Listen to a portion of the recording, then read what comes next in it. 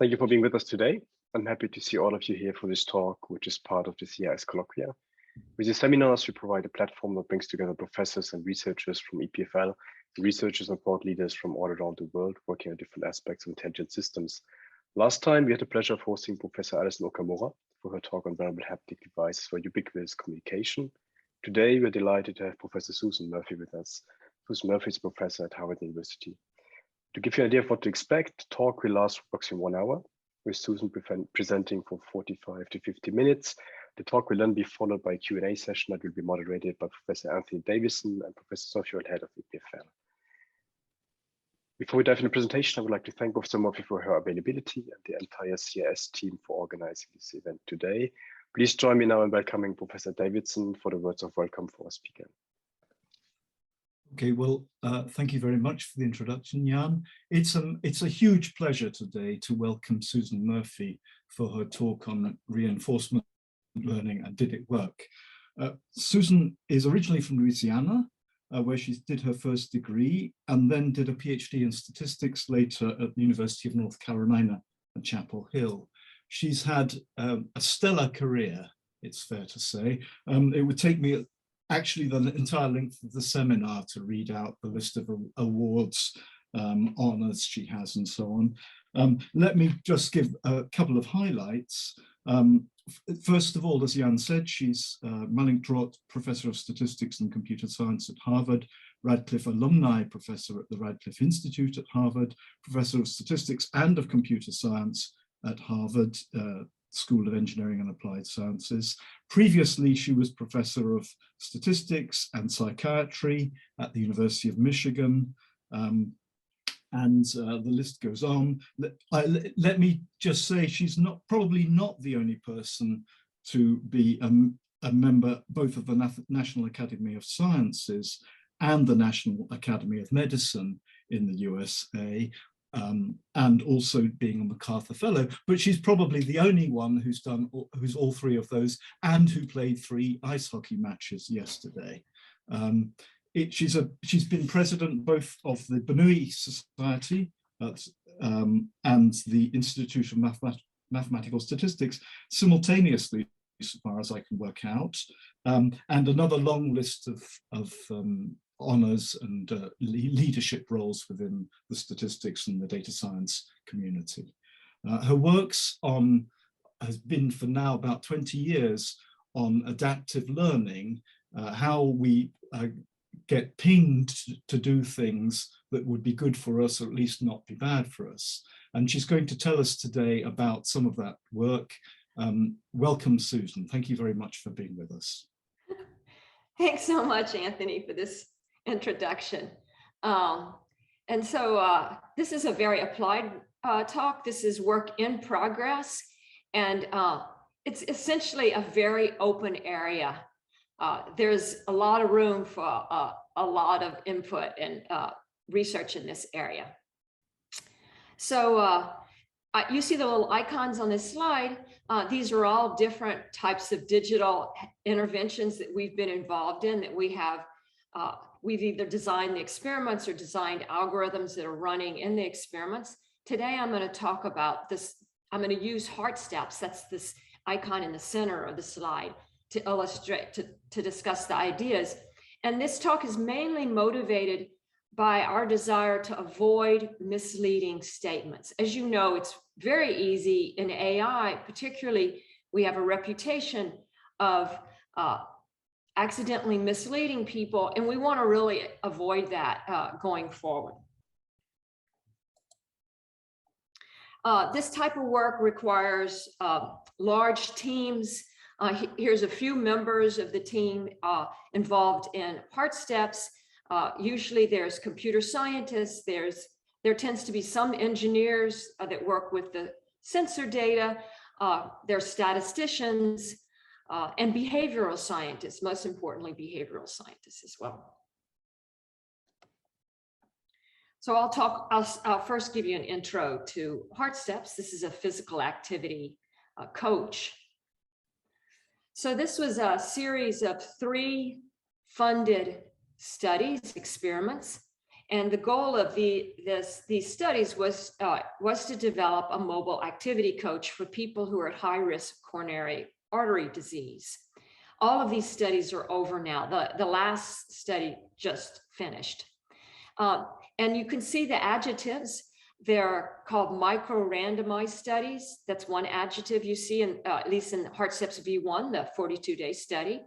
And in the latter two studies, the other adjective is personalized. And I'll make that clear as I go through this talk. So in HeartSteps, in all versions, V1, V2, and V3, there was a particular intervention component having to do with, sending contextually tailored activity suggestions. They could be sent at any of 5 times a day. This depended on the individual's user-specific times, around morning, midday, mid-afternoon, and so on, about 2 to 2.5 hours apart. The content of these suggestions, what happens is your lock screen on your smartphone would light up and you would see the notification. And the content of that notification depended on the current sensor data. So for example, it depended on the weather, where you were at that time, your current location, whether you were at home, work, or somewhere else, whether the time of the day, and so on. And you can see there's a little example here of one that I got in the morning when it was pretty cold, right before, it was on a work day. So the treatment here for this intervention component is whether or not to send this contextually tailored activity suggestion. I'll call it an action often in the following. And this suggestion is intended to help that individual be active in that moment. And so the outcome or the reward is a measure of near-time physical activity. In this case, it's a 30-minute step count following each of the 5 time points. Now, like all digital interventions, there were many intervention components. I think there's 6 in V2 and V3. This is only one of the intervention components. The micro-randomization is with respect to this action, whether or not to deliver this suggestion. And by micro-randomization, I mean there was, with a particular probability, a suggestion is sent at each of those 5 times per day. So each individual is randomized many, many times, depending on the length of the time they're in the study. If you receive data from a study like this, on each individual, you would see a sequence of tuples. The tuples are composed of S, A, and R. S I'll call state, A is the action, it's binary in the case of HeartSteps, send a suggestion versus not, and R is the reward. The state includes both sensor data. There was, in all of these studies, there was a wearable tracker that each individual wore, which collected step count and heart rate. And it includes sensor data from the smartphone as well. And then, of course, the action's binary, and then the reward, in our case, we'll use the log of the 30-minute step count. And at the bottom of this slide, you see the notation that I'm going to use continuously throughout this talk. So the expected reward, given the individual's current state, lowercase s, current action, lowercase a, is just denoted by this lowercase RSA. And we'll see this again. I'll use this notation repeatedly. So in V2 and V3, we online during the trial, we ran an algorithm that determined whether a suggestion would be sent at each of these 5 times. And it's a generalization of a bandit algorithm. And I'm going to give you some highlights of it. I won't go into it in great detail because there's something else I really want to speak with you about. So I can think of this algorithm as a way to personalize the delivery of the suggestions to individuals. So what's going on is during the study, the algorithm selects the actions with this goal of maximizing that individual's long-term sum of activity, the individual's activity. But in our case, it's subject to a sort of amorphous or ill-posed constraints. First, we need to ensure that not only do we personalize during the study, that is, we learn on an individual, each individual during the study, we also have to be able to learn between individuals across studies. And by that, I mean facilitate off-policy learning and causal inferences after the data collection is over. This is going to constrain our ability, the algorithm's ability to maximize the sum of the 30-minute step counts. We also have to manage user burden. If you've ever downloaded an app, you know exactly what I mean. One is sending suggestions, interrupting a person as they go about their life. So there is a strong potential for negative impact. In Hartstepp's V2 and V3, V2 is a 3-month study, V3 is a 9-month study. We used a generalization of the Thompson sampling bandit algorithm. This is a really old algorithm. It's one of the most commonly used RL algorithms, for example, in ad placement on Facebook and so on. We generalized it for this problem. So I just want to provide an intervention to these types of decision-making algorithms. So there's always, if they're online, there's really always 2 elements. One element is a learning algorithm. And essentially from a statistician's point of view, it's just some sort of model. And that learning algorithm is incrementally updating the parameters in that model as data accrues. In the case of our algorithm, it was a Bayesian linear regression model for the expected reward given state and action, S and A. The second element of all these online decision-making algorithms is an action selection strategy. That is, how is that algorithm being used, the output of the learning algorithm, how is it being used to determine whether or not to deliver a suggestion in the case of Hartstepp's. And what we use here is posterior sampling. And this takes advantage of the fact that the learning algorithm is Bayesian. So it's going to provide to us a posterior distribution of the reward given state and action.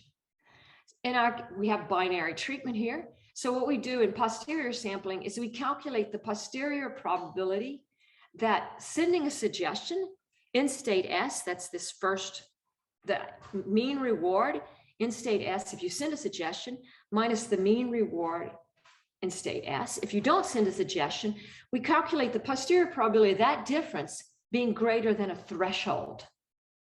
The threshold is on the right-hand side. I'll talk to you about the threshold shortly.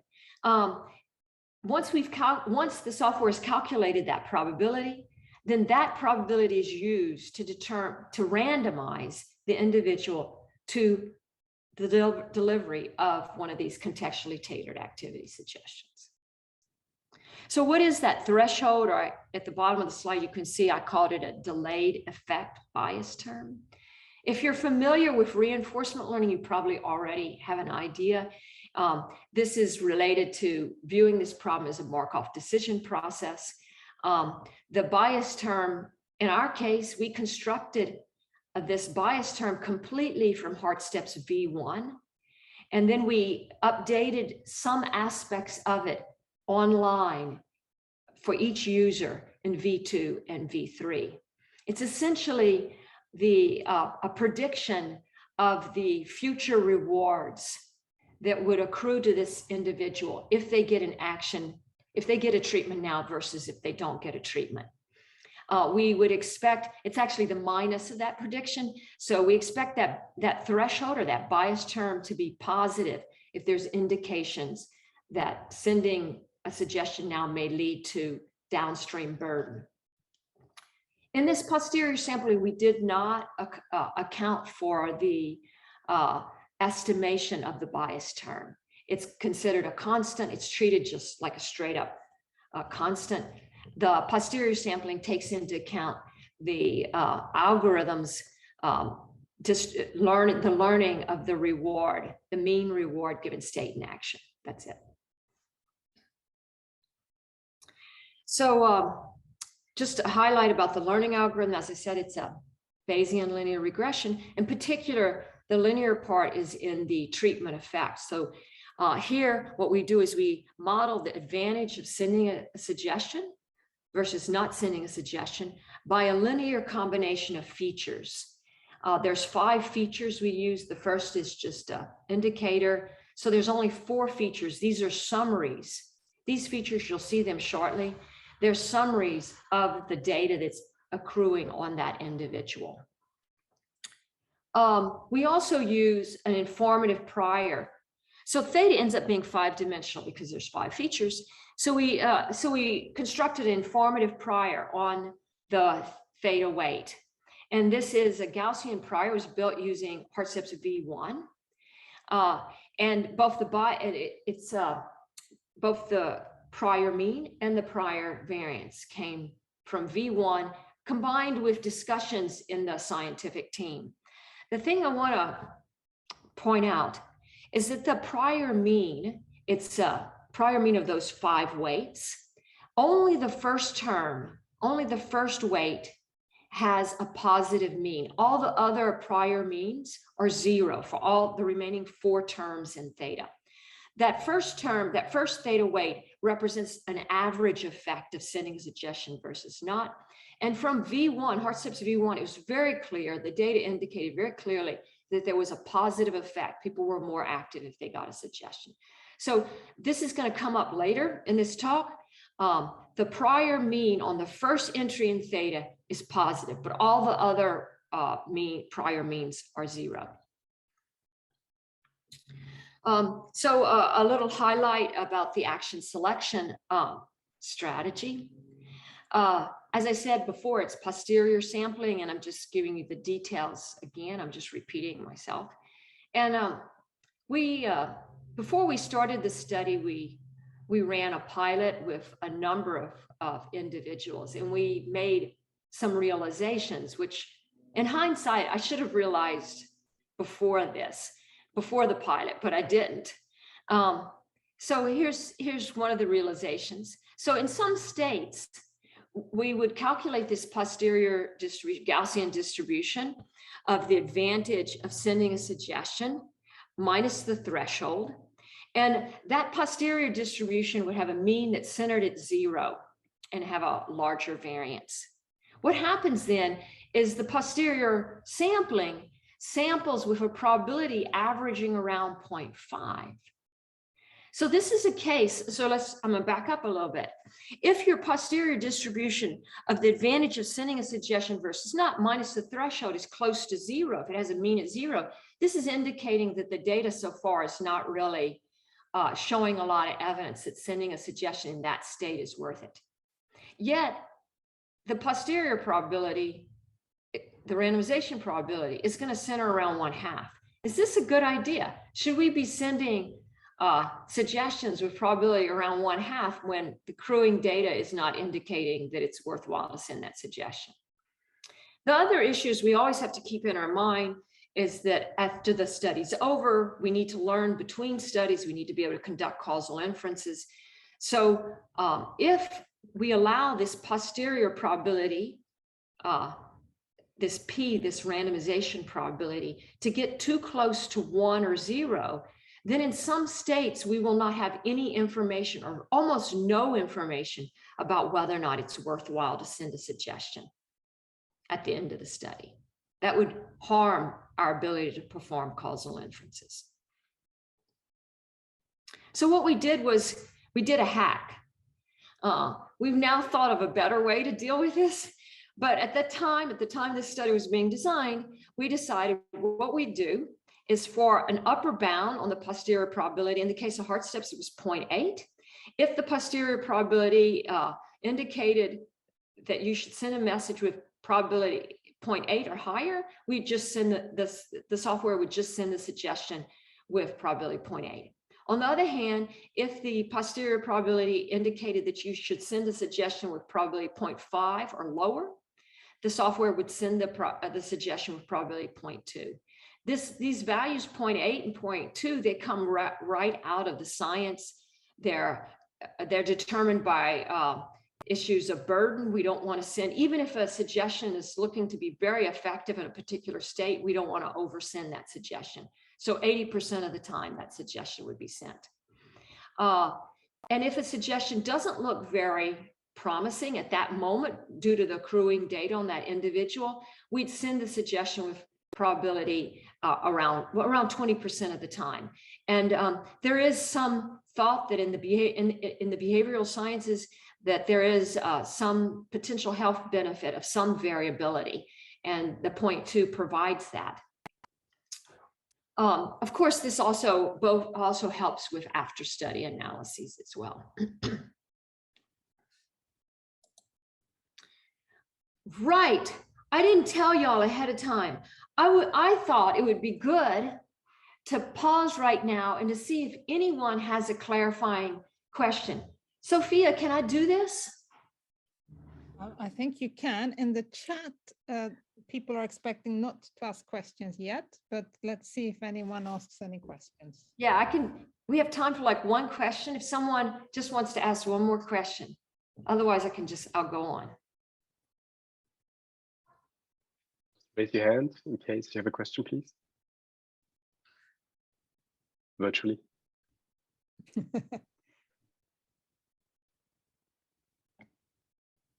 Not for the time being. Okay, I'll go on. Okay, thanks, Jan. Okay, so in V2 and V3, this generalized bandit algorithm was run online. For every user, it was run separately on each user. There were 91 users, about half in V2 and half in V3. So the studies are over. And we want to know, well, did this algorithm really work? Did it personalize? Now, that's a complicated question.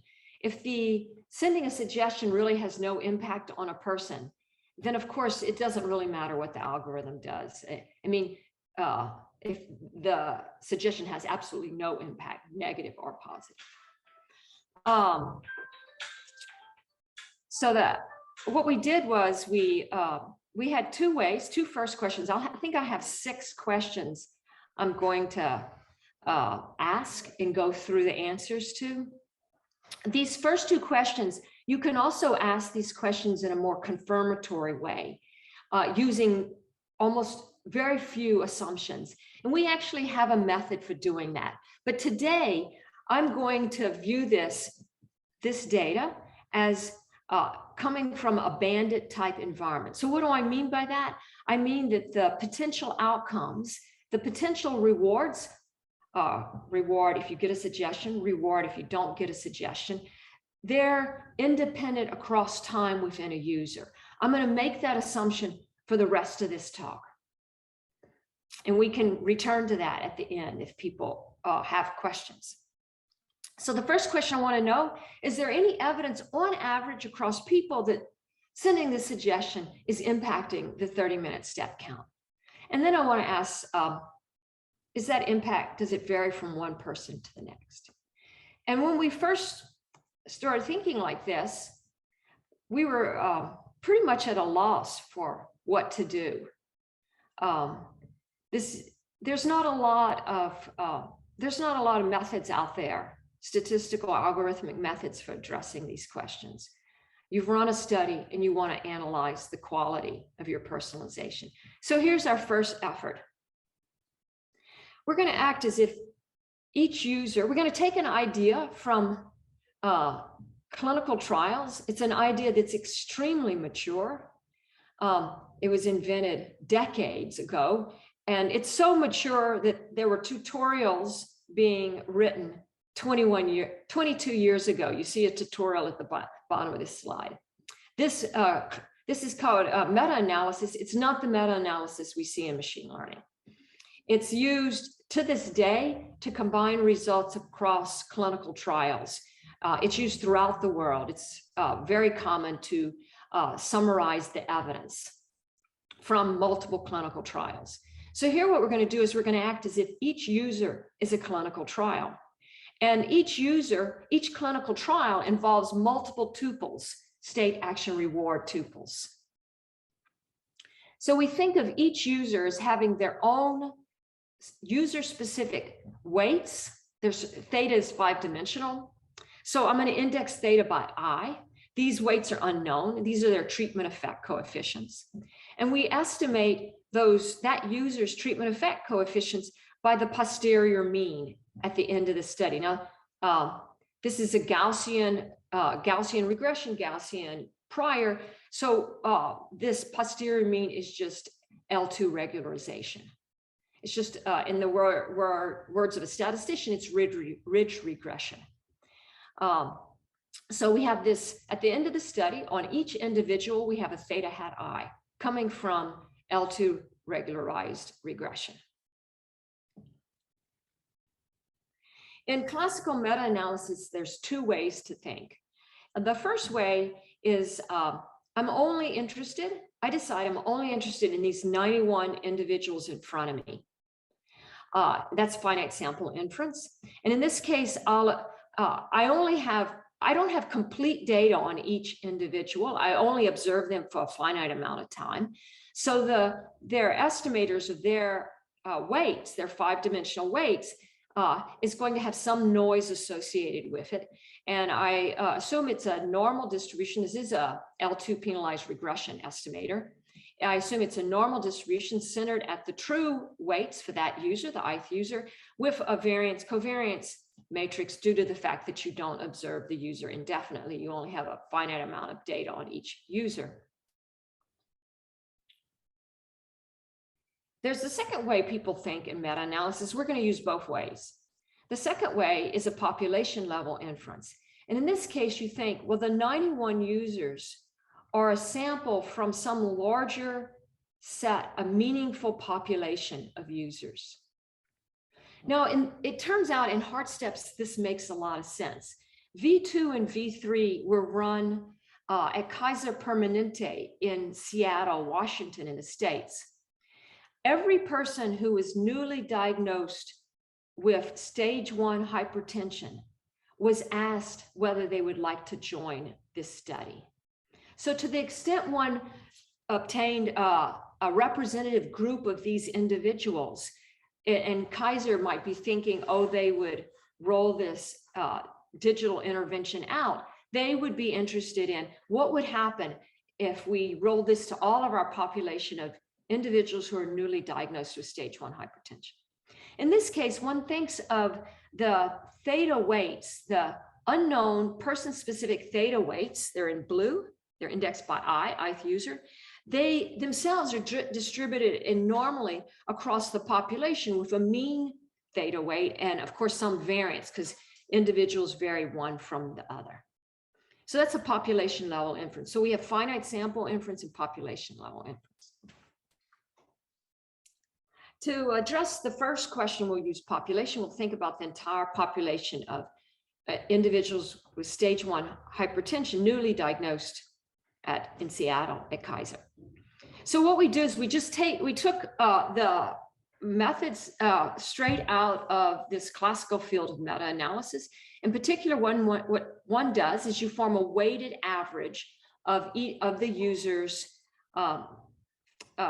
weight, regression coefficients. And this E here, this is a one-hot vector. All it does is it picks out which of the rows. As you can see, there's 4 green rows corresponding to each of the features. It picks out each of them one at a time. And then we calculate a weighted average of that particular feature, that member of the 5-dimensional vector. And the weight is determined by the variance within a person as well as the variance across people. We form a confidence interval. And so here we have our 4 rows. You can see the 5 rows. You can see the 4 features in the last 4 rows.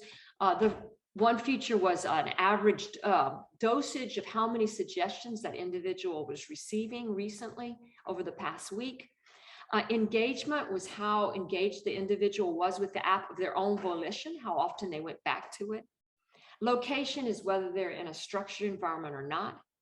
And step variation, we thought step variation is whether or not recently they've had a lot more variability in their activity around the same time. We thought more variability would mean greater responsivity. All of these features came from the behavioral scientists and analyses of V1. If you look at these results, the first row looks really good. The estimated population level effect is positive. It's about a 21% increase in a 30-minute step count. That's what it represents. The confidence interval doesn't contain 0. That makes you feel good. You think, oh yes, on average across individuals in the population, there appears to be evidence that sending a suggestion is better than not. However, if you go to the second row, things don't look so hot because dosage. This we anticipated. Dosage, the more messages you've been getting recently, you're likely to be less responsive. And indeed, you see that a large coefficient. In fact, it's so large, it eliminates much of the treatment effect. And this is going to be made clearer in the next slide. So here I'm focusing on a particular state. This is a state where the person has received an average dosage of messages recently. They're currently engaged. They're in a structured environment, i.e. home or work, and their recent variability is low in their activity. And you see that confidence interval, it contains 0. There's just not, so on average across people, from a population perspective, there's not much evidence that sending a suggestion is worth it. For most, in fact, for most states, because often you have a higher dosage. So this is depressing. So then we go and look at this other question. Well, is the better action user specific? And in classical meta-analyses, one looks at this from a finite sample perspective. Just focus on these 91 individuals. And here the test statistic is based on the variation in their individual specific weights. Remember, these are L2 penalized estimators, the Theta hat ith user. And what happens is you calculate remember E is just a one hot vector, it just picks out one of the 5 entries. So you calculate the variance between users in that particular entry, and it's weighted by the within person variability. This there's 91 users. This is compared to chi-squared on 90 degrees of freedom. This is really a test statistic for a null hypothesis, and the null hypothesis is that all of the users, all 91, had the exact same weights, underlying true unknown weights. And if you look at the rows here, it's picking them out one by one. There is a lot of evidence that in fact the weights differ by user. Very interesting results. So for some individuals, potentially this algorithm is very helpful, and for others, or these suggestions are very helpful, and for others, potentially not. So let's go on to the next questions. So the analyses we didn't take into account the states that a particular user found himself, herself, theirself in as time went on. So some users may spend most of their time in adverse states, other users in less adverse states. So here's another way to look at this problem. So now I'm going to look at the average reward for a policy pi on user I. Policy pi is just a way to assign whether to deliver a message or not. And this average, I call it a value function. It's the value for policy pi for the ith user. It's an average of that user's reward. It's averaged over their state distribution, as well as the stochasticity in the policy. So if the policy is random in a particular state with a probability 1 is delivered a suggestion, that gets averaged out here as well. So we use classical These are familiar in the RL literature. This is for off policy learning. So first we estimate each user's average reward. It's just their sum of rewards under the policy that the banded algorithm. So the posterior sampling policy. That's indicated by B. And it changes with time because the posterior sampling is being updated. Then we also estimate the average reward under the prior policy. And we use a weighted, this is importance weighted estimator. There's more sophisticated estimators of the average reward now. But here we're going to stick with just these more simple estimators of the average reward under the banded algorithm versus the average reward under if we had just used the prior policy. And this is an interesting comparison because we could have saved ourselves a lot of trouble, just formed our prior from V1 and then used it without any learning online on all the individuals in V2 and V3. So now theta, so again, I'm going to use this classical meta-analysis approach, except now theta is one-dimensional because it's the value of the policy. It's the difference in value of policies. So the underlying theta, the user-specific theta, is the value that you get under the learning algorithm for that individual minus the value you'd get if you just use the policy formed from the prior distribution. And then the estimator is what we actually, I showed you on the last screen, those are the estimators. And we say that this difference, we approximate its distribution by a normal distribution because we only have a limited data on each user. And across users, you have the exact same hierarchical approach that the underlying difference in values varies from one user to another. It follows a normal. Oops.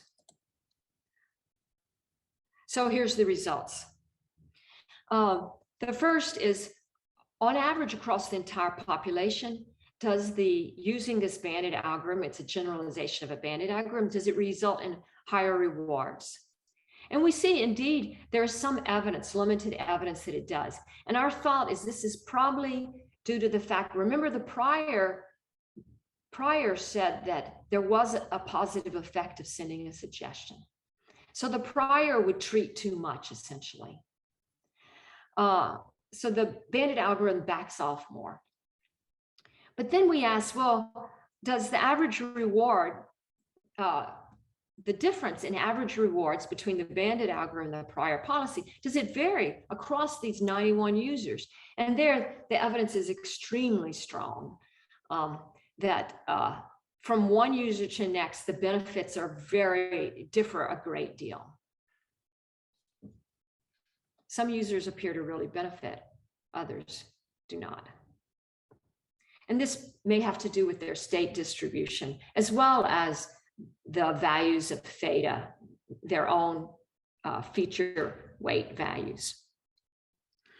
So I have two more questions I want to ask, and these actually are the last question. Question number 7 is actually the question that motivated this entire work, and it continues to motivate it. But I need to go through this question 6 first. I want to ask, on average across users, does it appear, or how fast does it appear that the banded algorithm is learning, and how fast does it learn? Now we saw that on average across users, there's not all that much evidence of a treatment effect. So this banded algorithm should learn that. Okay, so let's look at it. We're going to do an exploratory analysis to think about that question. So we're going to focus on the figure on the left-hand side. I'll put my pointer there close to it. The blue curve is the actual data. It's the average across 91 individuals, posterior mean of the treatment effect in state S. And the state is given to you in the second bullet point. It's the same state we looked at before. So you can see if, I'm not sure how big a screen you're looking at, but if you look at the blue curve, it starts at around 0.47. That's the prior mean on the effect of sending a suggestion versus not, coming from Hard Steps V1. In fact, all of these curves always start off at that prior mean. The blue curve deteriorates quite quickly with a posterior mean going very quickly towards 0. The black curves, there are 2,000 black curves. So what we did was they're created under the ground truth that the prior is correct. The prior means actually represent the ground truth. So the prior mean says that there's an overall average effect of sending a suggestion versus not. And the way we get these black curves is we use a bootstrap. We use a bootstrap technique very similar to what one uses in regression. We form, for each individual, we have state, reward. What we do is we form state residual. So each individual is a whole trajectory of tuples of state residual. Then we get a bootstrap sample from the 91 users from the set of 91 trajectories. And then we run the algorithm separately on each of those bootstrapped users. If the algorithm assigns them a message, we add back to their residual the reward under the ground truth that there is a prior treatment effect, and you sent a suggestion. If the algorithm assigns them no suggestion, we add back the ground truth again, but under that no action, no suggestion. And so each black curve is a bootstrap study of 91 individuals, but under the ground truth that the prior means are correct. And you can see that mass just stays straight out. In fact, the interesting thing for me anyway, on this figure, the figure on the left, is how fast the blue curve goes below all the black lines, indicating that very quickly, like within the first month, the algorithm has learned, on average across all individuals, that there's no effect of sending a suggestion. It's quite nice. The figure on the right-hand side is to check, was a check. Here, the ground truth is that each individual's posterior mean at the end of the study is the ground truth. Is a ground truth for the treatment effect. And there you see the blue curve stays well within the mass, as one would expect. Again, all the curves have to start at the prior means. They all have to start around 0.47. Okay. So the answer to question 6 is affirmative. The banded, on average across people, it learns really fast. It's really nice. So the next question is, and we saw, this is the question that bothered us the most. It was very exciting. There's a number of users in this study who look fantastic. They show this very interesting personalization. I'll show you one. And one wonders, is this spurious? Okay, I'll show you this. Let's just talk about this. So the x-axis is the day in the study. So this user came in on mid-November 2019 and left the study in early August 2020. This is in Seattle. Seattle closed down due to the pandemic around the end of March. You can really see the difference. The curves look very different around that end of March during that shock. The height of this curve is related to, is the posterior mean of the treatment effect in the user's current state divided by the posterior standard deviation of the treatment effect in that user's current state.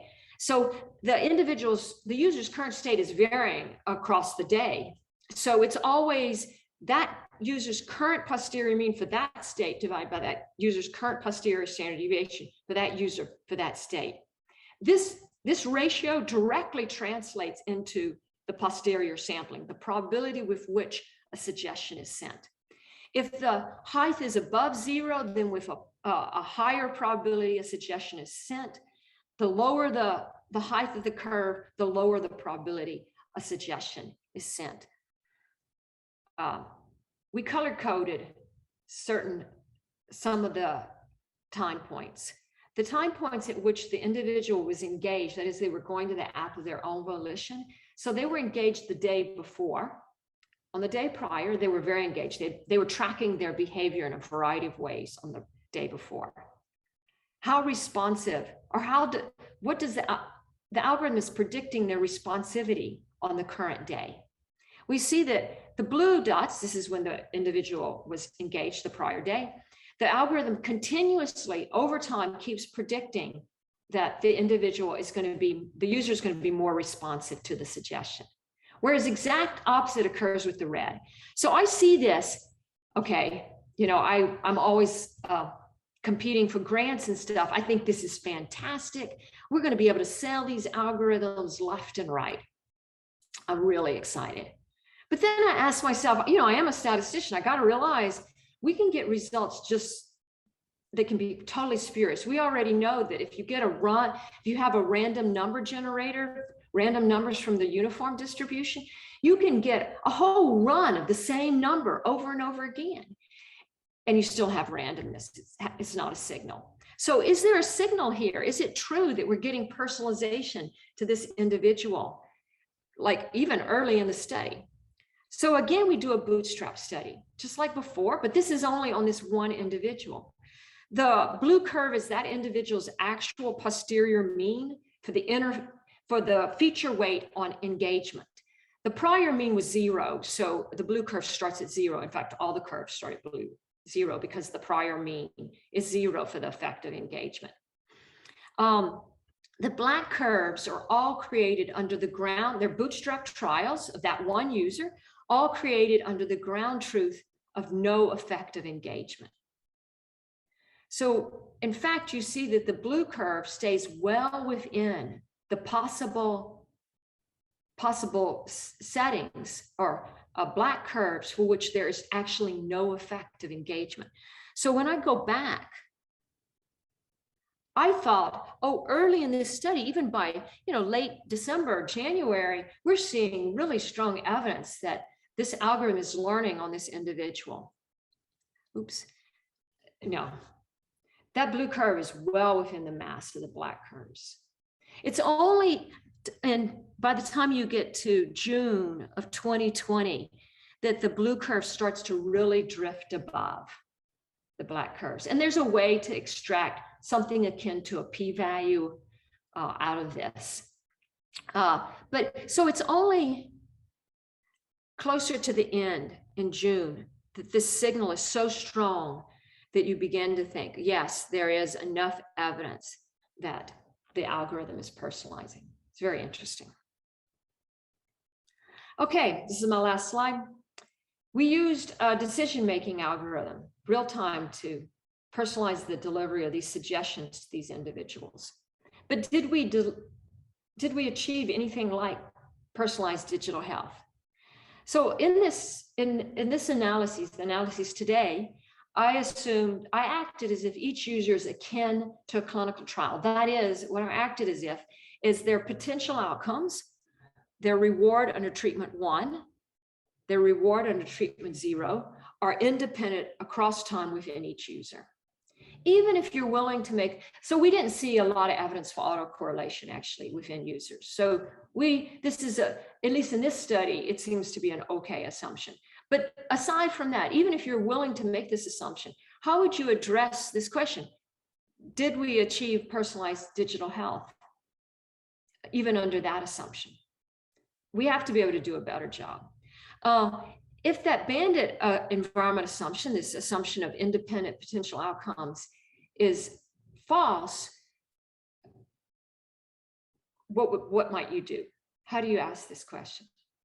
These are the kinds of questions we have to be able to ask to know whether or not it's worthwhile to run these kinds of online algorithms in real life for individuals with different types of health problems. Thanks. Thank you very much indeed. That was great. Thank you. I think we can clap. Okay, so thank you very much. That's a beautiful talk. There's a number of, I guess you can hear me, there's a number of questions in the chat. And the first was the following from Michael Zellinger.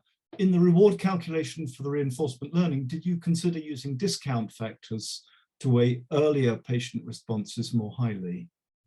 Right. So essentially, the discount. Okay. So I'll ignore the bias term momentarily. If instead of a bias term, I'd put 0. I don't know if you remember. I'll just quickly go back to it. The posterior. Yeah. So we calculate this posterior. So if I set this bias term to 0, then essentially we're using a discount rate of 0. When we built the bias term, that was built on prior data, the Hartsip's V1, and there the discount rate was 0.95. So it was a more of a full RL. But again, our concern is the prediction of the value of next state in an online setting is very, very noisy. And so we were reluctant to try and do that at the individual level in real time. So we got that prediction from prior data, in which case we used a 0.95 discount rate. And that we created that and I call this the bias term. And the reason why I call it that is because the posterior sampling doesn't incorporate the uncertainty in that term. Thanks. Okay, thank you. Sophia, do you want to ask you have a question? Not at the moment, no, thank you. Okay. Okay, so the second question in the chat. Thanks for the fascinating talk. And this is from Lakmal Migalhapula. I was wondering what led to the choice of 30 minutes to count step counts for rewards in this set of experiments. Don't you think people who are not ready for a walk might take 30 minutes even to get ready? This is a great question. So I get this question a lot from behavioral scientists. So there was enormous controversy about what the duration should be. The problem is the content of the suggestion is tailored to that person's current setting, where they are at that moment, what the weather, like if it's currently raining right now. And the concern was at first we thought an hour, we were thinking like an hour, give people more time, to respond. But the thing is, if they leave the current setting, then the utility of the suggestion might be lowered. Like the walk may be to go for outside, the weather looks good. All of a sudden it becomes nonsensical. And then, so then we thought, well, should we just go 15 minutes to make sure it's being delivered exact, we're only allowing the suggestion we're only looking at the impact of the suggestion in the very near time. But then we started having this exact same concern. You got to allow people time to react to the suggestion. So that's how we ended up with 30 minutes. So this was a consensus agreement in the scientific team. In fact, almost everything you're seeing takes consensus agreement. And so the behavioral scientists, they bring their knowledge, their theoretical knowledge from behavioral science and their clinical expertise. And then we comment on that often with different types of simulation analyses to reflect the consequences of their decisions. Okay, great, thank you. Here's a second question. In the setting of deploying the said intervention in an mHealth app, do you think there is a good way to select a set of people for whom the personalized intervention would work well? Could any heuristic or learning algorithm could be used in this setting, or? Yeah, I think what we should do, well, we haven't done this yet, but we definitely want to cluster we want to see if we can cluster users by, we did collect a variety of a good bit of data at baseline. So it would be really nice if we could cluster users by baseline. But actually in the behavioral field, that type of thing hasn't panned out to be it hasn't turned out to be all that replicable in general across the behavioral sciences. I think a better approach is almost all of these studies, like these studies, they had a week run-in where people just were randomized with a constant probability to receive a suggestion or not. Mm-hmm. And before the learning algorithm starts. And I think if you could have an automated way to do the clustering at the end of that week, and the clustering would be based on how active or responsive they are during that week. That might be you could also use baseline data, of course, gender, whether they have other medical issues, their age.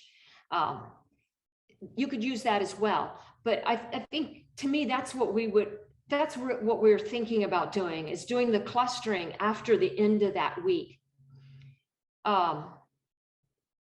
That would be, I think, a really interesting. There is also the potential to dynamically readjust their clusters. I have a PhD student in CS who's working on that.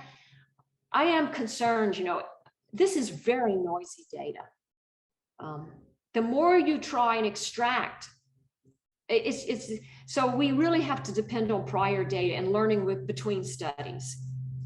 Yeah. Yes, I was going to ask you about the noise in the data, because one has a horrible suspicion. I mean, you just have to look at the step counts on one's own phone to think that's wrong. I mean, it's not just mildly wrong, it's badly wrong. It's badly wrong. But the great thing is we're not trying to understand the absolute value of the step count. We're looking at the difference between when you get a suggestion, when you don't. And this, so right now, like in V2 and V3, we're using Fitbit. I don't know if any of you have used a Fitbit, but I got 300 steps for putting on the tracker. Give me a break. Right. But that's not important. It's not the absolute level that counts. It's the difference. And we do need to use commercial trackers, because we're much more on the clinical side, closer to our goal is to impact Kaiser and how yeah. Sure. Yeah. Okay, thank you. There's another question here regarding comparisons of value between regime guided solely by the prior and the adaptive regime determined by the bandit. Have you considered estimating the value under bandit algorithms that vary in the parameters PL and PU, the ones between the balance between offline learning and optimizing the reward for the current participants? Yeah, that's interesting. So we have a paper, it's on my website, where we talk about setting well, it's a little different from your question. We set PU and PL to give us a certain, we try and minimize the regret subject to a given power for a primary hypothesis. In other theoretical papers, in theory papers, we always let PU and PL go to 0. I mean, PU goes to 1, PL goes to 0 but my feeling is these are inherently non-stationary problems, and we're doing a first order approximation. We really don't want in real life these are really tracking problems. And we need to think of RL more as a continual RL or a continual tracking problem. And so everything we do, like I listen to my talk, it's so crude. It's just so crude. Yeah. Well, I'm not sure everyone present would agree, but so I don't know if there are other questions people want to put into the chat. As there aren't any at the moment, Sophia, do you want to ask something? Yes, I do. You talked a little bit about your assumptions across time in terms of dependence. I warn you, I'm a time series person. How much daily periodicity do you need to build in? I mean, because I can imagine if I get a suggestion to do something, my response will differ widely depending on if I'm at work or if I'm at home in the evening, or even if I'm in a country where it starts to get dark in the winter and I'm at home and you're telling me to go out and it's pitch dark outside. So how much daily and seasonal variations can you build in? Right. So I only told you about the features that are in the treatment effect. Yeah. I didn't tell you about the features that are in the baseline reward. It's like there's a baseline average effect, average overall. Time of day is in there. One could also, we didn't because the studies weren't quite long enough to build in real seasonal effects, but you could put season in there. We are now running these same algorithms. We need to adjust the algorithms, but we are running them with people who have problems with obesity. And there it's a much longer study. But again, it's only a year. You can't learn at the we'd have to build that in. We couldn't learn it. The seasonal effect, I mean. Not in a year, no. Yeah, no, not in a year. But weather is definitely one of the features, which might be better. Yeah. Yeah. So I just wanted to ask, there's a couple of other questions, but I wanted just to comment on the final picture that you showed, the trajectory there. Yeah. I mean, you're kind of saying it doesn't go outside the bounds of what's possible, which is mostly true. But that's not to say it's not an unusual trajectory. That's right. Yes. So we actually, okay, I'll tell you what statistic we calculated. I have it written down almost. We looked at the fraction of decision times where you have a positive mean for the coefficient of engagement. For the blue curve in the observed data, it's 95% of the time. There's a positive mean of engagement. Only 0.08 fraction of the Bootstrap samples have a positive mean greater than or equal to 0.95 over the decision times. So I think the question is, what kinds of one-dimensional summaries should you, and that's just one that we made up at the moment, but I think there's got to be a variety of one-dimensional summaries that we can look at that tell us whether or not the blue curve is really unusual. Yeah, precisely. Yeah. Okay, here's another question. Besides the future goals that you mentioned on your last slide and automatic clustering of patients, what other future work are you thinking of? You notice that we ran this algorithm separately on each individual, and Anthony will know why we did this. If we want to learn after the study's over, we need independent units of data. If we pool over individuals during the study, which makes a lot of sense, these are very high noise, or if we do clustering and we pool over individuals within the same cluster, all of that makes complete sense due to the noise level. It's something we really want to do. But then you go to between study learning, which is critical in this environment, and you sacrifice. In fact, if you pool over everyone, you end up with one unit, right? I mean, that's not quite true. Okay, so the pooling, so when I say pooling, what I mean is the delivery of the suggestions. So if Anthony and I are in the same study, how I respond to the suggestion in a given state will influence the chance that Anthony gets that suggestion in that same state. And thus, my data and Anthony's data is not independent. Well, all of classical statistical methods that are used between study learning hinge on this independence between users. It does. So right now, it does. The nice thing is that dependence between the users, if you pool, is a very specific kind of dependence. It's only via the delivery of whether the decision as to whether or not we should have the same action. Anthony and I have no contact otherwise. So it's only via the algorithm that you get this dependence. And right now we're working on how do you adjust the standard errors, because that's essentially what we need to do.